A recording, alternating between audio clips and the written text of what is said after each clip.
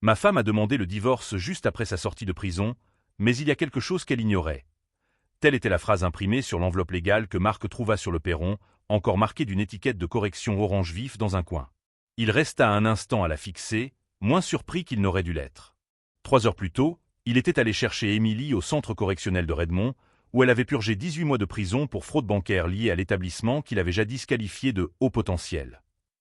Elle avait franchi le portail, cligné des yeux face au ciel gris de Seattle, inspiré profondément, comme si elle savourait la liberté, et passé tout le trajet en voiture à faire défiler son téléphone en silence. Sans le regarder point à présent, une enveloppe de son avocat l'attendait sur la table de la cuisine. Sur le devant, en lettres noires épaisses, signé immédiatement. Émilie s'appuya contre le comptoir, son nouveau téléphone à la main, celui qui lui avait acheté à crédit, l'ancien étant une pièce à conviction, sous-scellée quelque part point. « Émilie, dit Marc d'une voix calme, tu veux bien m'expliquer ça ?» Elle ne parut pas surprise. Elle leva simplement les yeux, d'un air détaché, et désigna l'enveloppe du menton point. « C'est simple, Marc.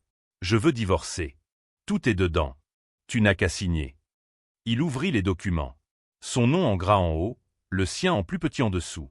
Sur le papier, l'accord paraissait presque généreux. Elle gardait la majeure partie des économies, le loft de Seattle, la voiture. Il conservait la maison de Bellevue et une part moins importante de l'argent.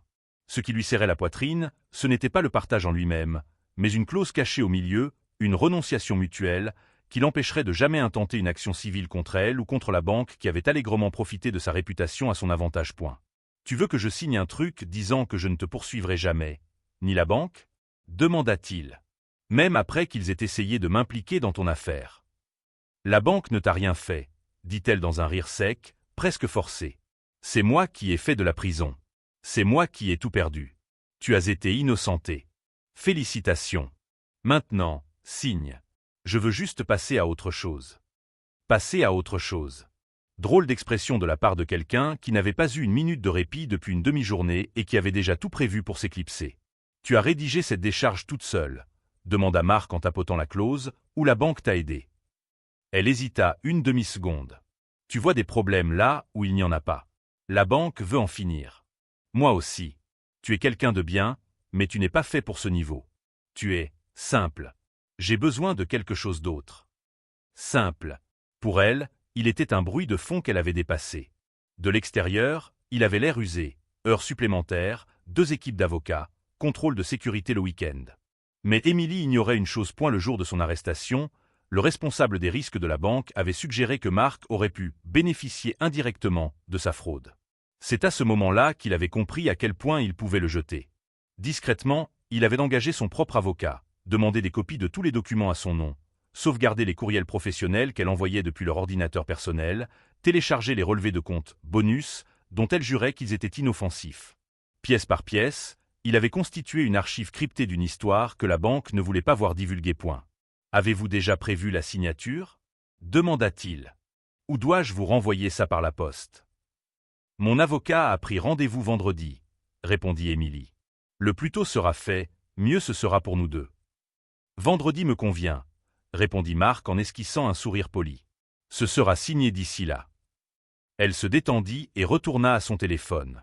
Marc prit l'enveloppe, se dirigea vers le petit bureau au bout du couloir et ferma la porte. Il alluma son ordinateur et ouvrit un dossier qu'elle n'avait jamais remarqué. En haut d'un long document, un mot était écrit en gras, chronologie point mois par mois. La liste listait les promotions trop rapides, les mutations suspectes, les cadres qui faisaient semblant de ne rien voir, les réunions informelles jamais consignées dans les procès-verbaux officiels. Elle voulait sa promesse écrite de ne jamais rien révéler de tout cela.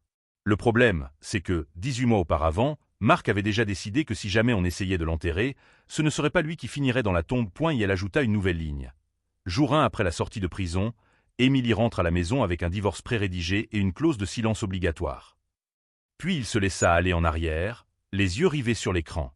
Pour elle, c'était simplement une rupture nette avec un homme bien en dessous de ce qu'elle imaginait. Pour Marc, c'était le premier coup d'un jeu auquel ils ignoraient qu'il avait appris à jouer. Et si vous êtes curieux de voir comment un type simple va transformer cela en la pire erreur de leur vie, n'oubliez pas de vous abonner pour ne rien manquer de la suite. Ma femme a demandé le divorce juste après sa sortie de prison, mais il y a quelque chose qu'elle ignorait, tourné en boucle dans la tête de Marc le vendredi, tandis que le ciel au-dessus du centre-ville de Seattle reflétait son humeur, lourd et sans aucune envie de faire semblant. Le cabinet d'avocats qu'Émilie avait choisi se trouvait au 22e étage d'une tour de verre. Marc attendait, l'enveloppe à la main, jusqu'à ce qu'elle entre, 5 minutes en retard, comme si elle répétait une nouvelle vie.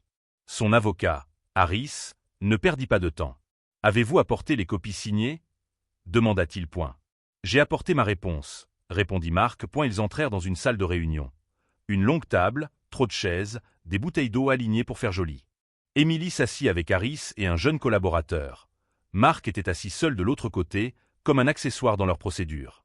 Harris lui fit glisser un stylo. Point. « Comme nous l'avons évoqué, » commença Harris, « cet accord permet aux deux parties de rompre définitivement les liens. Les biens sont partagés équitablement. La quittance protège chacun contre tout conflit futur. » Tout le monde, répéta Marc. Y compris une banque qui n'est même pas mentionnée comme partie prenante. Il feuilleta les pages, passant devant les mentions de biens immobiliers et de voitures, jusqu'à tomber sur la quittance, un langage poli qui, en réalité, le réduisit au silence à jamais. « Ce n'était donc pas leur idée ?» demanda-t-il. « La même banque qui, dans sa note de risque, a mentionné mon nom comme exposition potentielle, alors qu'il savait déjà que j'étais innocenté. » L'associé cessa de taper. Émilie serra les dents un instant. Point. « Marc, personne ne t'attaque, dit-elle. Ils veulent juste éviter que tu ne les poursuives par ressentiment.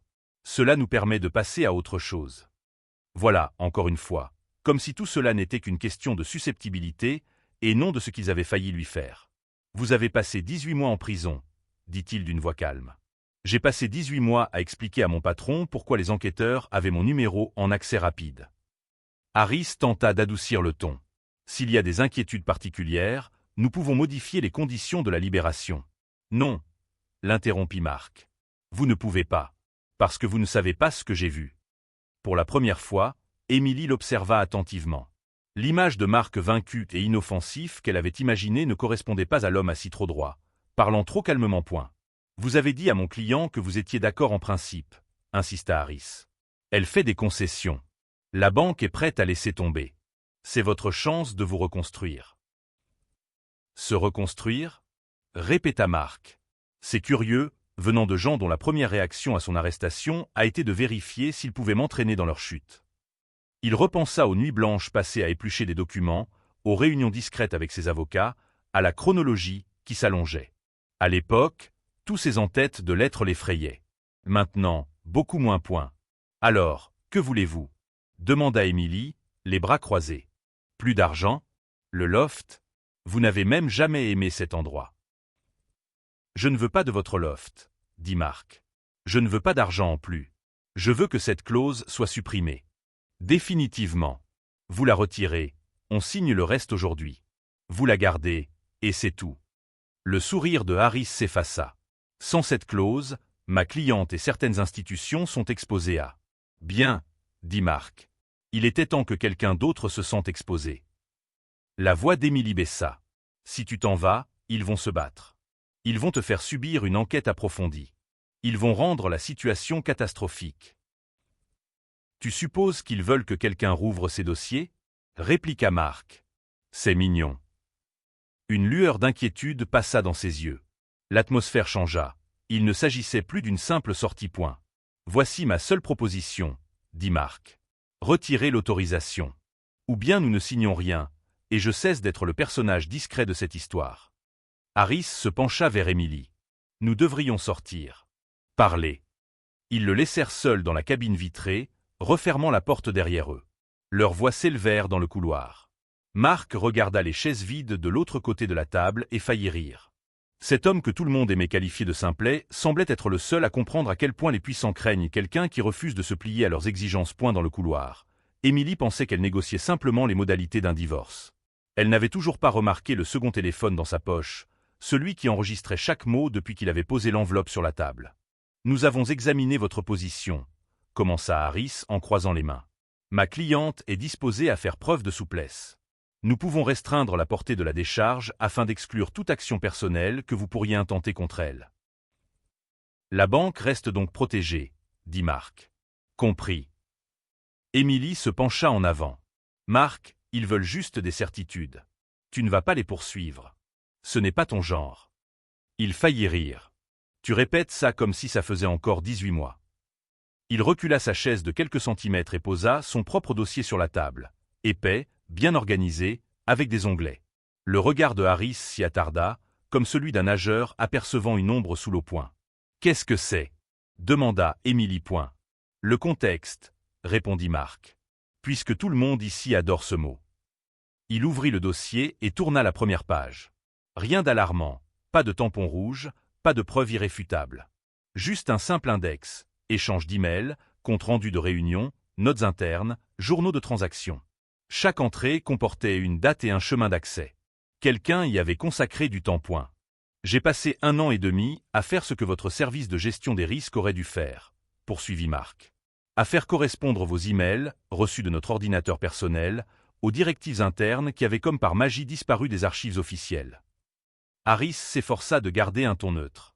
Ces documents sont confidentiels et appartiennent à l'entreprise. Tiens, dit Marc.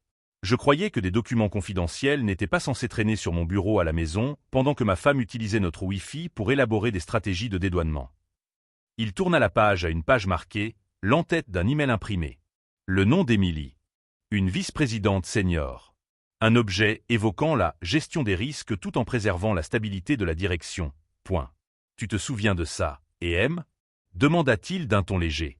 Envoyé la veille au soir, avant que tu ne te portes volontaire pour conclure l'affaire seule. Celui où il te félicitait d'avoir protégé la direction d'un préjudice à sa réputation. Elle pâlit. Elle s'en souvenait parfaitement. Harris prit la page. Il va falloir que je voie. Marc la lui retira. Tu n'auras besoin de rien de ma part aujourd'hui. Mais tu devrais peut-être appeler leur conseiller juridique à la fin de cette réunion. C'est juste une suggestion. C'était la boucle numéro 1 qui se refermait pour lui. Émilie pensait que le pire de Marc était de perdre de l'argent. Elle n'avait toujours pas compris que le vrai problème de la banque était de l'argent perdu. Soyons clairs, dit Marc. Je ne veux pas de gros titres à sensation. Je ne veux pas gâcher ta vie davantage que tu ne l'as déjà fait. Ce que je ne ferai pas, c'est signer un document qui me transforme en attaché de presse non rémunéré. Émilie déglutit. Tu surestimes l'importance de ces emails. C'est pour ça qu'il y a des enquêtes, répondit Marc. Des enquêtes indépendantes.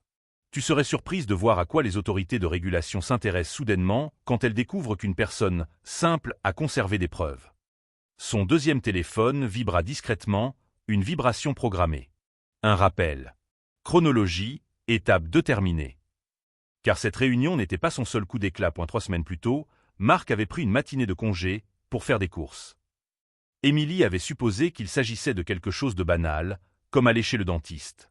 Au lieu de cela, il était entré dans un petit bureau d'un immeuble moins luxueux, celui d'un avocat spécialisé en droit réglementaire, recommandé par un ami qui avait déjà dénoncé une autre société financière. Et elle n'avait encore rien déposé. Mais il avait posé des questions précises sur la manière dont, hypothétiquement, quelqu'un pourrait présenter un dossier prouvant qu'une banque a minimisé les responsabilités pénales. Il s'était renseigné sur les lois de protection, les signalements anonymes et sur l'aversion des institutions pour l'expression « comportement habituel ». Cette préparation constituait la boucle numéro 2, toujours ouverte. Personne ne savait que, si tout s'arrêtait là, le prochain chapitre de l'histoire ne se déroulerait pas dans une salle de divorce, mais plutôt devant un tribunal fédéral. Dès au retour dans la salle de conférence. Harris expira et changea de tactique. Et si nous séparions les points de vue, suggéra-t-il. Nous avançons aujourd'hui sur les modalités du divorce, partage des biens, pension alimentaire, dissolution du divorce, et nous reportons toute renonciation à une négociation ultérieure. Donc, vous obtenez une séparation nette, dit Marc, et vous espérez que je me calme avant de parler à quiconque ayant le pouvoir de délivrer des citations à comparaître. Il laissa le silence s'installer. Qu'il ressente, Port Alguin Seguindo, Como et Ficardo ou Trollado d'après Sao. La voix d'Émilie se brisa légèrement. Marc, j'ai fait ce que j'ai fait. J'en ai payé le prix. J'ai tout perdu. Vas-tu vraiment passer le reste de ta vie à te battre contre les seules personnes qui pourraient encore m'embaucher? Voilà, la première émotion brute depuis qu'elle s'est levée. Ni arrogance, ni supériorité, mais de la peur. Pour que les choses soient claires, dit Marc doucement, je t'avais prévenu à leur sujet avant l'inculpation. Je t'avais dit qu'ils te tendaient un piège. Tu m'as traité de paranoïaque. Elle baissa les yeux. Je sais. La différence maintenant, poursuivit-il, c'est que j'en ai fini de supplier ceux qui ont essayé de me nuire de m'apprécier. Je vais divorcer aujourd'hui. Je ne vais pas me taire.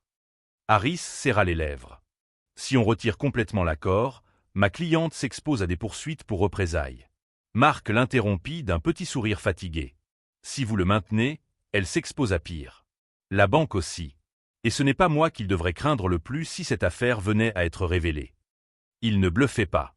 Il avait vu suffisamment d'histoires faire le buzz sur Internet pour savoir à quelle vitesse les gens se retournaient contre les institutions qui instrumentalisaient les accords de plaidoyer. Voilà ce qui se passe, dit Marc en repoussant l'accord non signé. Vous supprimez toutes les lignes qui restreignent mon droit de parler ou d'agir au sujet de la banque. Vous pouvez conserver les clauses de non-diffamation mutuelle que vous souhaitez entre Émilie et moi. Vous m'envoyez une version propre par email d'ici lundi. Sinon, ce dossier cessera d'être un passe-temps privé. Harris et Émilie le fixèrent du regard. La dynamique de pouvoir de la pièce avait tellement changé que, si quelqu'un entrait dans son contexte, Marc était un véritable confort unique dans sa propre chambre. Boucle ten 3 comme ça va Ali. Ils achavam que au Périgo eram os documento que les trux. Je n'ai pas l'idée qu'il soit gardé du forum de cette salle. Parce que pendant qu'il s'inquiétait des PDF sur la table, Marc pensait à autre chose. Aux personnes sur lesquelles Émilie avait marché en montant. Des collègues qui en savaient plus qu'ils n'auraient jamais osé écrire. Des salariés qui avaient perdu leur emploi en douce lorsque le scandale a éclaté. Des noms qu'il avait collectés avec les emails. Ce combat ne concernait plus s'il signait comme simple. Il s'agissait de savoir qui, exactement, pensait encore qu'il n'avait pas appris à jouer. 3 jours après la réunion, Marc était à sa table de cuisine, son café refroidissant à côté de son ordinateur portable, lorsqu'un courriel de Harris arriva. Enfin, pièce jointe. Accord révisé, aucune levée de la clause de confidentialité. Aucune clause de confidentialité favorable à la banque. Aucun accord mutuel impliquant l'établissement. Juste des biens, du soutien, des signatures. Émilie avait cédé. La banque, comme prévu, avait décidé que le silence de Marc était désormais moins urgent que de ne pas s'en prendre à un homme qui avait manifestement plus d'argent qu'il n'en fallait. Cela aurait déjà été une victoire discrète. Mais le destin a le sens du timing. 1 heure plus tard, le téléphone de Marc s'illumina. Un numéro inconnu. Monsieur Collins, ici l'agent spécial Rivera, de la brigade financière. J'espérais que nous pourrions vous poser quelques questions complémentaires concernant l'affaire et Continental. Et Continental. Le nom officiel du scandale de fraude que la banque avait dissimulé sous la photo d'Émilie est qualifié de résolu. Il y a 18 mois, le premier réflexe de Marc aurait été la panique. Cette fois-ci, il a simplement jeté un coup d'œil à l'icône du dossier « Chronologie » sur son écran et a ressenti quelque chose qui ressemblait davantage à « une opportunité ». J'ai des informations qui pourraient être utiles, a-t-il dit. Mais je ne parlerai plus au téléphone. Si vous voulez des détails, vous les obtiendrez en personne, en présence de mon avocat. Le vendredi, lui et son avocat étaient assis en face de Rivera et d'un autre agent dans un bâtiment gouvernemental à la moquette affreuse et à l'acoustique idéale pour faire éclater la vérité. Marc n'a pas dramatisé. Il n'a pas enjolivé les choses. Il a simplement ouvert son ordinateur portable et leur a expliqué en détail ce que la banque avait tenté de dissimuler sous la déclaration de culpabilité d'Émilie. Le courriel, contenir l'exposition. La note interne la félicitant d'avoir protégé la direction. Le calendrier des virements suspects qui s'était comme par magie arrêté la semaine où un cadre avait pris une retraite anticipée pour raison familiale. Les noms. Les dates. Les chemins d'accès aux fichiers. À un moment donné, Rivera l'a interrompu. Pourquoi ne nous avez-vous pas apporté cela lorsque votre femme a été inculpée? Parce qu'à l'époque, dit Marc, je pensais encore que le but était d'empêcher l'incendie de se propager. Maintenant, je tiens surtout à ce que les bonnes personnes soient touchées. Ils ne sourirent pas, mais l'atmosphère changea. Ce qui n'était qu'une simple formalité prit soudain une autre dimension. Marc les observa réaliser que le mari, simple, était peut-être leur meilleure carte pour se sortir de ce pétrin. Le véritable tournant survint 2 semaines plus tard. Émilie se présenta à l'improviste à la maison de Bellevue, les yeux cernés de fatigue, serrant contre elle un dossier. Pour la première fois depuis sa sortie de prison, elle ressemblait moins à quelqu'un qui recommence à zéro qu'à quelqu'un qui vient de découvrir que le plan B cache un énorme problème. Ils m'ont appelé, dit-elle en entrant. Des agents fédéraux. Encore. Ils ont des courriels que je n'ai jamais vus imprimés. Ils connaissaient des expressions que je n'ai entendues qu'à huis clos. Qu'est-ce que tu as fait? Marc ne prit même plus la peine de feindre. Je leur ai raconté la partie de l'histoire que ton accord de plaidoyer avait omise. Tu avais promis de ne pas. Elle s'arrêta, réalisant soudain. Il n'avait rien promis.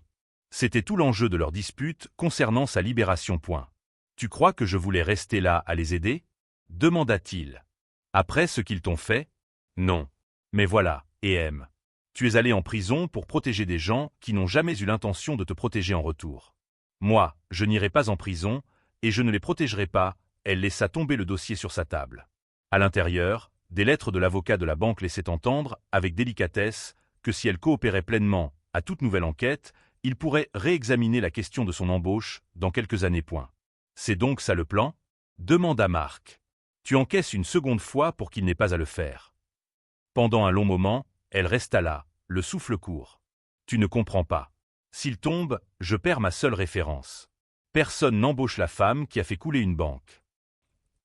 Tu as déjà perdu la version de ta vie où ils te rendent ton bureau, dit-il. Ils t'ont viré dès qu'ils ont pu. Tu n'as juste pas mis à jour le scénario. Elle s'affaissa dans un fauteuil. Qu'est-ce que tu veux de moi? Rien, répondit Marc. C'est ce que tu ne comprends pas.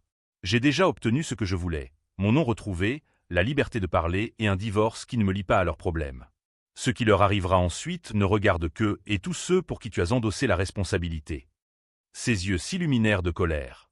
Alors tu vas les regarder tomber et me laisser me faire entraîner à nouveau dans cette histoire. Ça dépend, dit-il. Si tu continues à les couvrir ou si tu dis enfin la vérité. La deuxième reviravolta VO et, silencieuse, Émilie, qui se voit toujours comme une exécutante experte, perçoit qu'une seule a dit plausiblement n'était pas plus rapide pour le côté du banc, et Sim atravessard pour le côté de ce qui est en train de se prouver. Pour la première fois, Marc n'était pas un satellite de là. C'est qu'il est sur l'orbite d'une décision de celui-ci, point une enquête accélérée.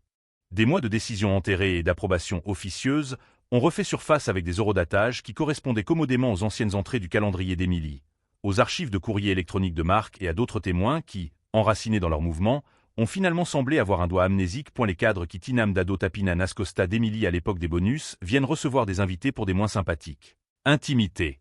Le département de communication du réseau bancaire tente de créer un narratif, mais cette fois-ci, l'histoire a plus de protagonistes qu'ils peuvent contrôler. Pas plus que tout. Le divorce si c'est le cas. Petit. Le juge a signé. Propriété divisée comme négociée. Personne n'a mentionné de clause de libération parce que cela n'existe tout simplement pas. Lorsque Marc est sorti du palais de justice, décret en main, il n'a pas ressenti de feu d'artifice triomphant. Il ressentait quelque chose de plus calme et de bien plus satisfaisant. Un poids quittant ses épaules qui Hélène l'embrava, mais Como est ravivé. Émilie le dépassa sur les marches, l'appela et hésita. Tu as ruiné toutes mes chances de revenir, dit-elle, la voix tremblante. Non, répondit-il. Ils ont ruiné ça le jour où ils ont décidé que tu valais moins qu'eux. Je n'ai fait que cesser de prétendre que c'était noble. Derrière eux, un journaliste criait des questions sur les nouveaux développements chez Continental. Cette fois, les caméras n'étaient pas braquées sur Émilie. Elles étaient braquées sur une porte-tambour où passaient des hommes en costume coûteux, accompagnés de leurs avocats. Le cercle s'était finalement ouvert. Ceux qui voyaient Marc comme un simple figurant étaient désormais relégués au second plan par l'histoire plus vaste que son refus de se taire avait révélé. C'est là toute la beauté de la justice rendue avec stratégie plutôt qu'avec violence. La plupart des gens ne s'en rendent compte que lorsqu'ils lisent leur propre nom à la une d'un journal, une histoire qu'ils n'auraient jamais imaginé voir ainsi. 6 mois plus tard, la maison de Bellevue n'avait plus rien d'un lot de consolation. Elle lui appartenait. Les cartons avaient disparu, la chambre d'amis s'était transformée en petit bureau, et le dossier « Chronologie », qui trônait autrefois comme une bombe sur son bureau, n'était plus qu'un dossier fermé. Le scandale et Continental, de son côté, était bel et bien terminé. Ce qui avait commencé comme une simple anecdote sur un employé indélicat avait dégénéré en un véritable fiasco, auquel l'équipe de communication de la banque ne s'était visiblement pas préparée. 2 cadres supérieurs avaient démissionné pour se consacrer à leur famille. Les autorités de régulation avaient annoncé un examen approfondi. Les investisseurs avaient commencé à poser des questions publiques plutôt que des questions discrètes lors de réunions privées. Marc observait la plupart des événements de loin. Il continuait à occuper son poste habituel, dans une autre entreprise, un autre secteur, une entreprise qui avait jugé que son honnêteté sous pression était un atout plutôt qu'un risque. Lorsque les ressources humaines l'ont interrogé sur l'ancienne enquête, il n'a pas bronché. Il leur raconta l'histoire simplement, sans la minimiser. Pour la première fois, il remarqua quelque chose. Les gens le respectaient davantage. Émilie, pour sa part, vivait maintenant dans un petit appartement à Tacoma, près des tours de verre qu'un jour elle avait trouvé et qu'elle n'avait jamais laissé. La banque n'a jamais repris les discussions concernant son embauche. Une fois la deuxième vague d'enquête arrivée, son utilité en tant que bouclier avait pris fin. La dernière lettre qu'elle a reçue d'eux n'était pas une promesse. C'était une mise en demeure lui demandant de passer par un avocat pour tout contact futur. Ils se sont fait discrets. Pas d'avocat, pas de grand discours.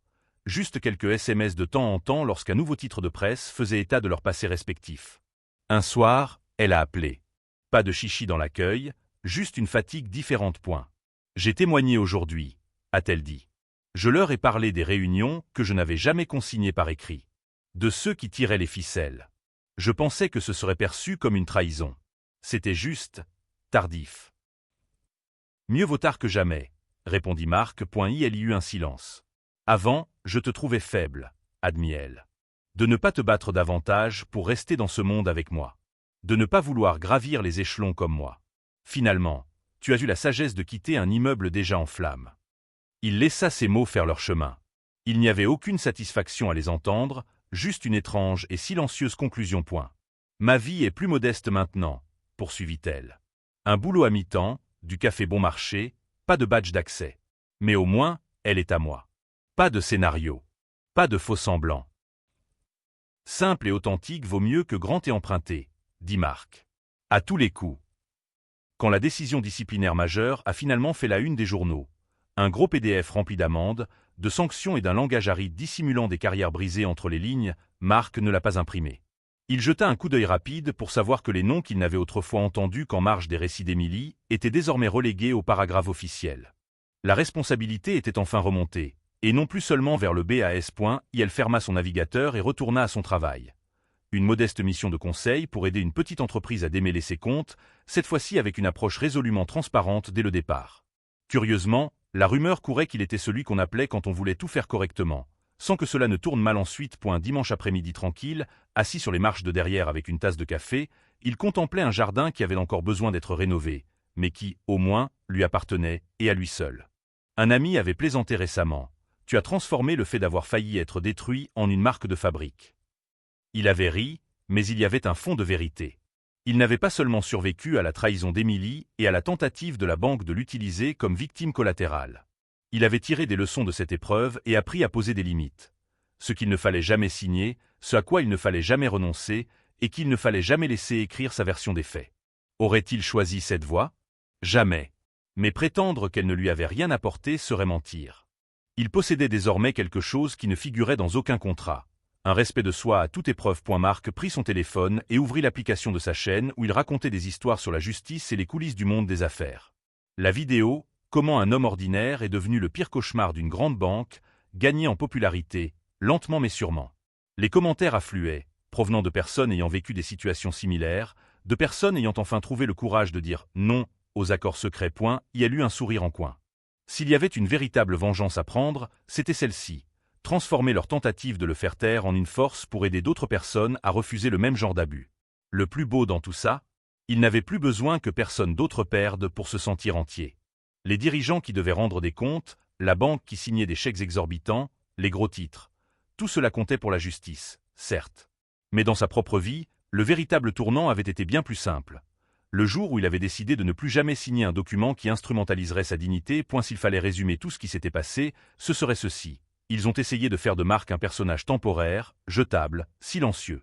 Il l'a réécrit en tant que protagoniste. Et au final, la véritable vengeance n'a pas consisté à détruire ceux qui ont tenté de le ruiner, mais à construire une vie si solide, si honnête, si authentique qu'aucun d'eux ne pourrait jamais la lui ravir, même s'il avait voulu. Et si vous avez déjà eu l'impression que quelqu'un a tenté de juger la valeur de votre histoire sans votre consentement, cela vaut la peine de rester. Abonnez-vous à la chaîne pour ne pas manquer les prochains récits de gens simples, qui ont appris à leurs dépens que l'intelligence, la patience et l'intégrité sont les armes les plus redoutables qui soient.